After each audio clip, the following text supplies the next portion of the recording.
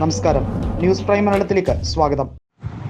കോർപ്പറേറ്റുകളുടെ പണം വാരി വലിച്ചെറിഞ്ഞ് BJPയുടെ നേതൃത്വത്തിലുള്ള NDA മുന്നണി ലോക്സഭയിലും രാജ്യസഭയിലും 3-2 ഭൂരിപക്ഷം തികച്ചുകൊണ്ട് സുപ്രധാന ഭേദഗതി ബില്ലുകൾ പാസാക്കിയെടുക്കാനുള്ള തന്ത്രമാണ് ഇപ്പോൾ മെനഞ്ഞെടുക്കുന്നത്.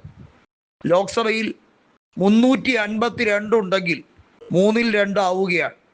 അത്തരത്തിൽ വരാൻ ഇനി അവശേഷിക്കുന്നത് 4 വോട്ടുകളുടെ മാത്രം കുറവാണ്. സ്റ്റാലിൻ്റെ DMKയുടെ 22 MP കൂടി ഒപ്പം ചില കണ്ടീഷൻസ് മുൻനിർത്തി ഭേദഗതി ബില്ലുകളെ പിന്തുണച്ചാൽ BJPയുടെ ഉദ്ദേശം നടക്കും എന്നാണ് ലോക്സഭയിൽ ഇപ്പോൾ കണക്കുകൾ, അതായത് തെളിവുകൾ വ്യക്തമാക്കുന്നതായി പറയുന്നത്. പക്ഷെ അത്തരത്തിലൊരു സാങ്കേതിക കാര്യങ്ങൾ, പ്രത്യേകിച്ചും ഇത്തരത്തിലുള്ള ഭേദഗതിയുമായി ബന്ധപ്പെട്ട വിവാദത്തിൽ DMK എങ്ങനെ BJPയെ പിന്തുണയ്ക്കും? DMKയുടെ അസ്തിത്വം തന്നെ ഇല്ലാതാകും എന്നുള്ളതിന് സംശയമില്ല. തമിഴ്നാട്ടിൽ DMKയുടെ വോട്ട് ഷെയർ അത് പ്രതിപാദിക്കുന്ന ഒരു കാര്യമുണ്ട്. DMKയുടെ വോട്ടുകൾ മതേതര വോട്ടുകളാണ്.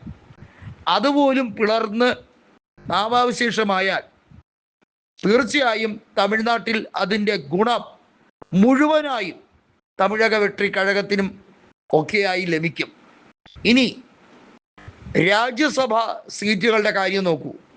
ഏറ്റവും ഒടുവിൽ രാജ്യസഭാ സീറ്റുകളിൽ ബീഹാറിൽ നടന്ന വോട്ടെടുപ്പിൽ 6 MP ജയിപ്പിച്ചെടുക്കാൻ BJPക്ക് കഴിയുന്നു, NDAക്ക് കഴിയുന്നു.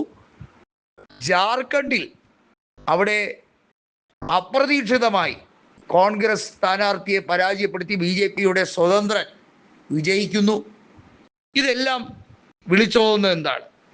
ജാർഖണ്ഡിൽ ഇപ്പോൾ നടന്ന തെരഞ്ഞെടുപ്പിൽ കോൺഗ്രസിനെ പരാജയപ്പെടുത്തിയതിന് കാരണമായത് BJPയുടെ നോമിനിയായ വ്യക്തി അദാനിയുടെയും അംബാനിയുടെയും ഒക്കെ വിശ്വസ്തനായിട്ടുള്ള, അവരുമായി അടുത്ത ബന്ധം സൂക്ഷിക്കുന്ന ആ വ്യക്തിക്ക് വേണ്ടി കോടികൾ മുടക്കാൻ വരെ മടിയില്ലാത്ത വലിയ ഒരു രാഷ്ട്രീയ കോർപ്പറേറ്റ് സ്വാധീനമുള്ളത് കൊണ്ട് തന്നെയാണെന്ന് വ്യക്തം. പക്ഷേ കോൺഗ്രസ് ചില കാര്യങ്ങളിൽ തിരുത്തൽ നടത്താത്തതും അവർക്ക് വിനയാകുന്നുണ്ട്. ഉദാഹരണത്തിന് മല്ലികാർജുൻ ഖാർഗെയുടെ ഓഫീസ് ബെയററെ അല്ല രാഷ്ട്രീയപരമായി രാജ്യസഭയിലേക്ക് അയക്കേണ്ടത്.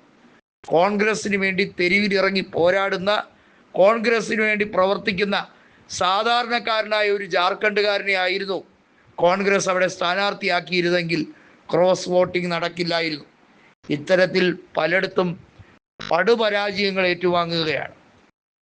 ബംഗാളിൽ 20ഓളം MP പ്രത്യേക ബ്ലോക്കായി പ്രത്യേകമായ താൽക്കാലിക ഒരു പാർട്ടി സെറ്റപ്പിൽ NDAയുടെ ഭാഗമായി നിൽക്കുന്നു. ഇതെല്ലാം യാഥാർത്ഥ്യമാകുന്നത് എങ്ങനെയാണ്? ഇന്ത്യൻ നാഷണൽ കോൺഗ്രസ് ഓരോ സംസ്ഥാനങ്ങളിലും അവരുടെ പെർഫോമൻസ് റേറ്റിനെ മാത്രമല്ല, അതിലെ നേതാക്കളുടെ ആറ്റിറ്റ്യൂഡ് കൊണ്ടും പരാജയം ഏറ്റുവാങ്ങുന്നുണ്ട്. AICCയിൽ വലിയ ചോദ്യമാണ് ഈ രാജ്യസഭാ തെരഞ്ഞെടുപ്പിന് ശേഷം ഖാർഗെയ്ക്ക് നേരെയും KC വേണുഗോപാലിന് നേരെയും ഉണ്ടാകുന്നത്. അടിയന്തരമായി സംഘടന പൊളിച്ചെഴുതേണ്ടത് അനിവാര്യമാണ്. എന്നാൽ അത് ആരെയും താറടിച്ചുകൊണ്ടല്ല, പരസ്പര വിശ്വാസത്തോടെ തെരഞ്ഞെടുപ്പിലൂടെ സംഘടന പുതിയ ചുമതല അതിലെ പ്രധാനികളെ ഏൽപ്പിക്കുക.